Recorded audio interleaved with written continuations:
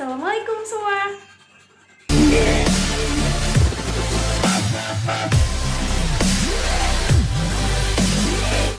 Perkenalkan, nama saya Dista Armita, jurusan Akuntansi Institut Teknologi Ahmad Dahlan Jakarta. Pada kesempatan kali ini, saya ingin membahas tentang ta'aruf. Bagi era modern sekarang, anak muda masa kini ya kan, pasti udah biasa nih sama yang namanya pacaran. Tapi bagi umat Islam, pacaran itu hanya ada ketika kita sudah menikah. Jadi, buat teman-teman di sana yang ingin menikah, dianjurkan banget nih untuk proses ta'aruf, atau yang artinya perkenalan awal. Nah, sebelum lebih dalam lagi, kita harus tahu dulu nih, ta'aruf itu apa sih? Ta'aruf adalah perkenalan. Dalam ta'aruf, kedua belah pihak harus saling terbuka untuk saling bicara. Di mana proses ta'aruf ini bukan hanya dilakukan oleh pria maupun perempuan yang ingin menikah saja, tetapi harus didampingi oleh mahramnya, baik orang tua maupun saudara kandungnya.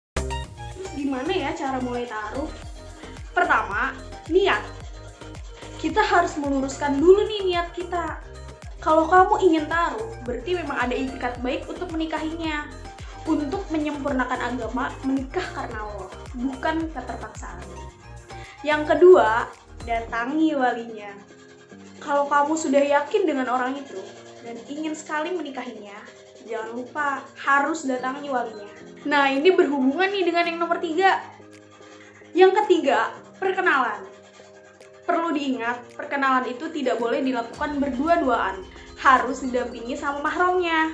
Walaupun ta'aruf telah dilaksanakan pun, laki-laki dan perempuan belum ada ikatan apapun. Tetap tidak boleh berdua-duaan dan belum ada ikatan apapun. Sampai kapan? Sampai pernikahan itu disahkan. Ada hadis Rasulullah mengingatkan, jangan sampai kalian berdua-duaan dengan wanita yang bukan mahramnya. Karena apa? Karena yang ketiga adalah setan.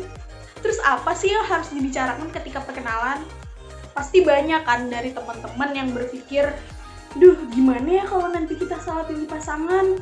Nanti ketika menikah ternyata dia kasar. Nanti ketika menikah ternyata dia banyak hutang. Nanti ketika menikah, dan lain-lain. Nah, sebaiknya jangan seperti itu. Ketika ta'aruf, kita harus saling terbuka. Dan bisa saja kira-kira kita membuat pertanyaan yang menjebak. Contohnya apa ya? Kalau membangun rumah tangga, fondasinya apa ya? Kalau menikah, bagaimana memposisikan anak? Ketika nanti menikah, siapa yang akan mencari nafkah?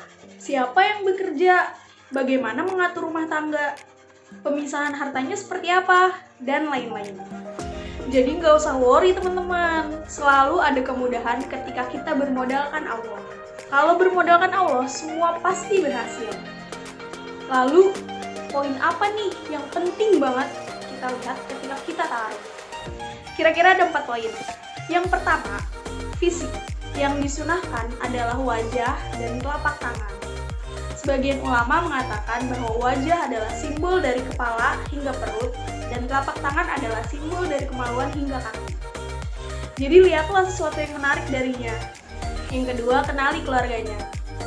Lihatlah dari ayah dan ibunya. Sebagian ulama mengatakan, keluarga dari ayah saya, dan ayah pasangan saya akan menurunkan kita nanti ke keturunan fisik. Jadi kalau kita melihat keluarganya saja, fisiknya seperti apa.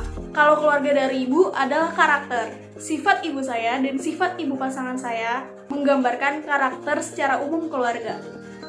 Yang ketiga, kenali lingkungannya. Misalkan tanya, kalau weekend biasanya pergi kemana? Oh, saya sih biasanya ke kafe. Saya sih biasanya ke bar. Atau, biasanya saya sih ke kajian. Nah, itu udah kelihatan banget tuh lingkungannya kayak gimana. Terus tanya, pekerjaannya apa? Kerja di mana? Dan konsep yang terakhir adalah sholat istikharah. Sholat istikharah ini penting untuk meyakinkan hati kita kepada apa yang kita lakukan. Jika setelah sholat istikharah ingin meminta jawaban atas yang apa yang kamu kerjakan sekarang dan kamu merasa tenang, lakukan aja. Semua sudah diatur untuk kebaikan kalian. Oh iya, jangan lupa minta restu sama orang tua ya. Restu orang tua itu sangat penting. Bahkan, jika orang tua tidak merestui, ta'aruf itu pun bisa batal. Mungkin itu dulu kali ya teman-teman yang bisa kita bahas sekarang. Jika ada kesalahan kata maupun kalimat yang saya ucapkan, mohon dimaafkan ya. Dan jika ada kritik dan saran, mohon disampaikan. Jangan lupa bahagia. Wassalamualaikum warahmatullahi wabarakatuh. Dadah!